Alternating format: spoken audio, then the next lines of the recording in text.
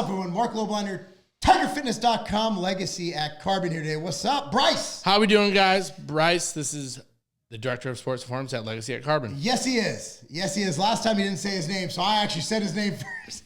Video. So Bryce coaches, man.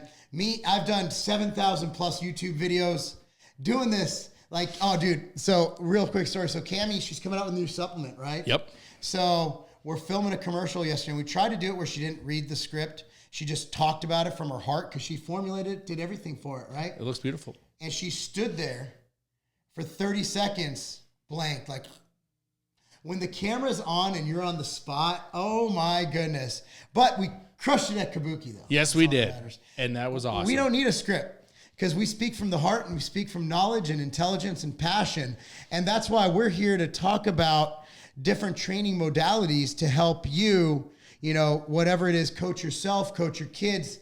And I got to say, if you want to learn how to coach your kids, we do offer packages where you come to Nashville and you stay here. We're 20 minutes from downtown Nashville, 20 minutes from Titan Stadium, 20 minutes from Nashville SC. Schedule a trip, bring your kid here. We'll do them right, okay? And we'll make sure that they are built and you'll know how to train them afterwards. And we'll have a summer camp.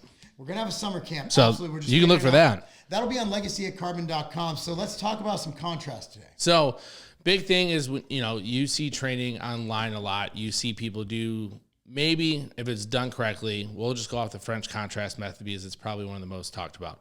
You're going to do a heavy load, right? You can do it 100 different ways, but do a heavy movement. So we'll say squat. Yep. We'll say box squat just to stay on contrast with this. Oh, well, there you go. So you go into a box squat. After the box squat, after a heavy load, it can be anywhere from, I think the percentage is 85 to 95%, depending on what you're trying to fixate, and going into a weighted jump and then a resisted jump or another weighted jump, and then you go into body weight. Now, those last three accessories, you can move around however you want. Some people see that you can do a weighted jump after the squat. You can do an accelerated jump after that. So assisted jump with bands, essentially a band squat jump where the bands are making you a lot lighter, hence you're moving faster and higher, and then you go into a body weight jump. So there's a little gray area that you can play with, but the reason that it's so crucial for athletes is essentially you're targeting not only the strength, but you're targeting the actual extra speed that people can go at, especially if you think over overspeed training. And removing the load? Yep. And you can get them to move at faster rates. So now that's one example, and I think it's crucial. Like, I'll do it with younger kids. Now, is it as dominant as it should be? No. And that's fine, but you're getting kids to understand how to express force into the ground. So what do you mean by, you explain dominant? So for me, for the dominant aspect for the younger kids is, let's say we do a slant board goblet squat like we've done 10,000 times. It's a great starting movement and ending movement. Yep. Everybody should do them. For our younger kids, that's our dominant movement. That's our prime movement of the day. Yeah. Now, in order for us to get the trait that we want out of it, hence we'll go vertical jump, right? Or we can do a broad jump where they have to learn how to express force into the ground and do it at a very rapidly rate. Yeah. That's what we're looking at when it comes to contrast. Being able to do a squat and do a jump, or a hex bar deadlift, as we always do, and do a broad jump. Because you're trying to elicit more fast twitch fibers at that time, because you're going from a heavy ass load, excuse my language, to a bodyweight jump or assisted jump. So for us, it's a great way to get athletes to understand not only how hard or how much intent they have to put behind the lift, especially at a maximal load, and then going to the jump. Theoretically, we should, as we go on, jump a little bit further or with more power, they say.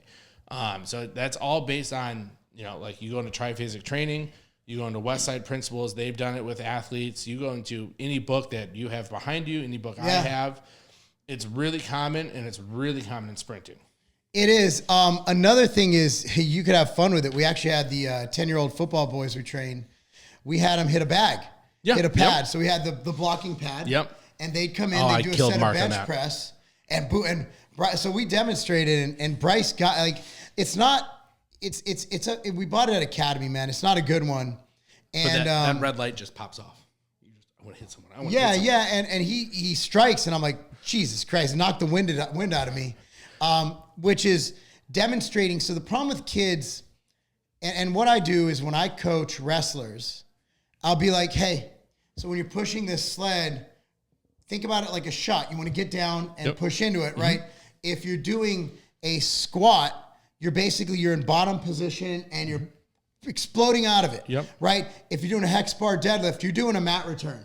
So I like to always utilize what they know, because a lot of kids come to us because what happens is in this society, we literally teach intricacies before we teach fundamentals. And let me explain. When you coach a soccer team as a movement specialist, which I did, I coached over 500 kids at Campton United. And I had girls who could do technical moves like Ronaldinho's and, intricate like footwork.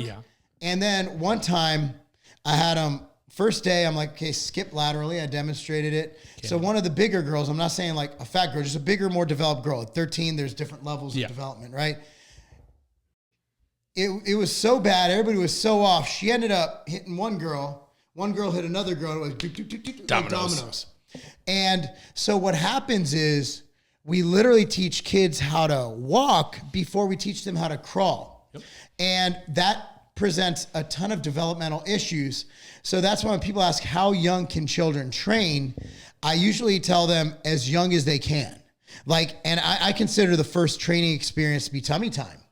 Tummy time is headless. So much work for these kids. Have you ever tummy timed? It looks like they're trying to bench 400 pounds. I remember Cammy said, well, it's looking like an alien.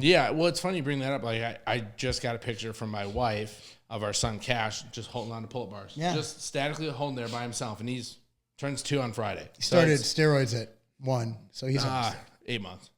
Don't want to be irresponsible.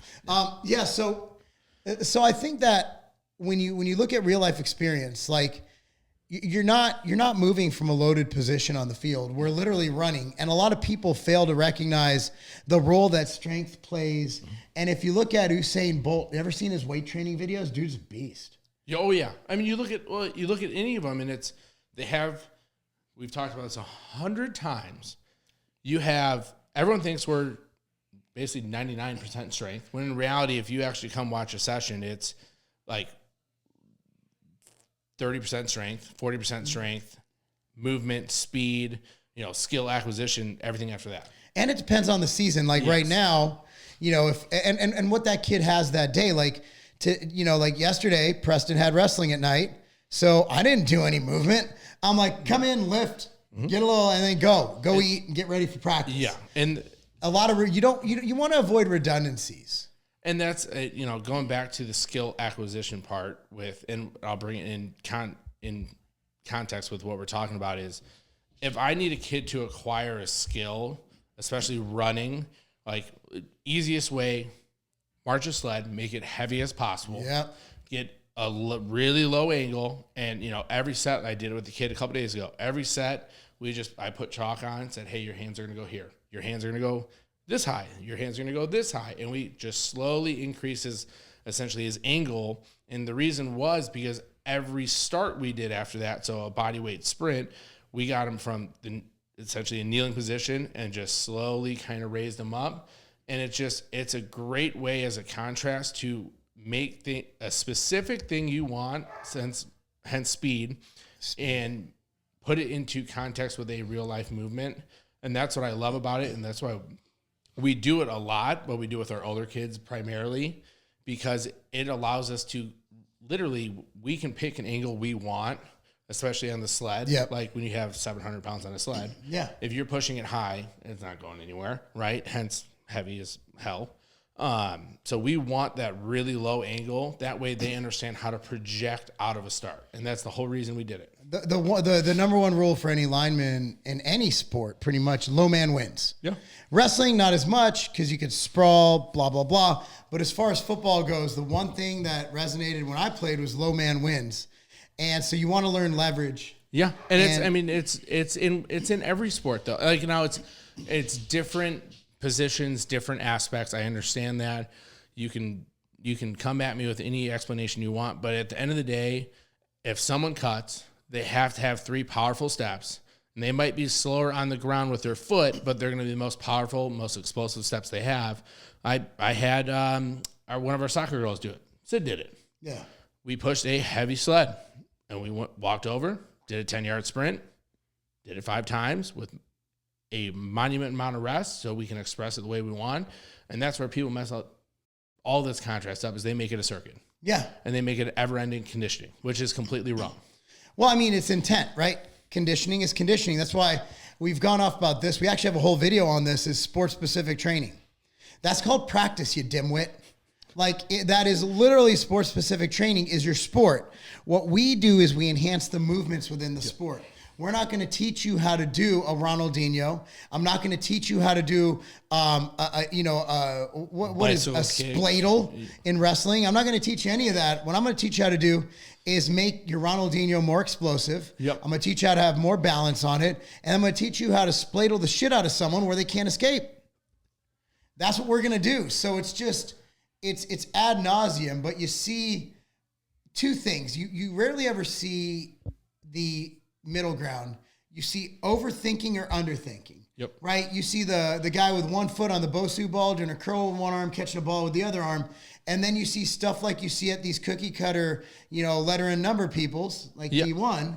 And it's like just cookie cutter, and it's not individualized. And that's the thing. We could have a group with a football player, a soccer player, and they're going to share a lot of commonalities in their training, but they're not going to have the same stuff. Like, for example, one kid might be in season, one kid might be out of season. Literally, I'm not going to load someone who has a game the next day with a heavy eccentric. Yeah, look at one of our baseball players.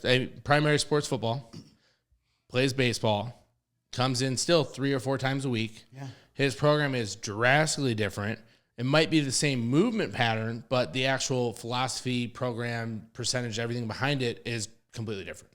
Yeah. So, and that's kind of the whole point, like with all of this, is everyone can have a variance in programming, right? You have to, because a lot of these kids play sports year round. So being able to understand as a trainer, as a coach, both of us understand that, I know if Preston and Thomas, when we have certain things, when they have a wrestling meet 2 days away, what I can get away with, what I can't get away with, I know them well enough where how they're going to recover. Like, I know what's going to really make them sore, where I'm going to eliminate potential on the mat, which is what I don't want to do. Yep. So there's a lot of variances as a coach that majority of them don't want to understand. Yeah, I posted Preston's, 245-pound deadlift. Someone's like, but I posted on Friday, we did it on Tuesday. Why would you do that the day before? I'm like, dude, this is from Tuesday, man. Like, we got to load sometime. Yeah, and that's thanks for the new video, guys. What? In-season training. In-season training. There you go. So anyway, I think we covered it. So basically, the goal is to be able to transfer the movement from weighted to in practice, generating as much force, explosion, and power as possible. Yep, and you, like I said, go look it up. You can do it in a speed strength zone, strength speed zone. There's a lot of different ways you can manipulate it, but it's really easy to implement if you do it the right way and you read the research. So, I mean, for any parent out there, if you do want training, come down to Nashville, spend a week with us. Yeah. Like I said, we got group rates on hotels. We're ready to rock. All right, guys, thanks so much for watching. Be sure to like this video, subscribe to this channel, click on notification bell. Remember, that's not a game.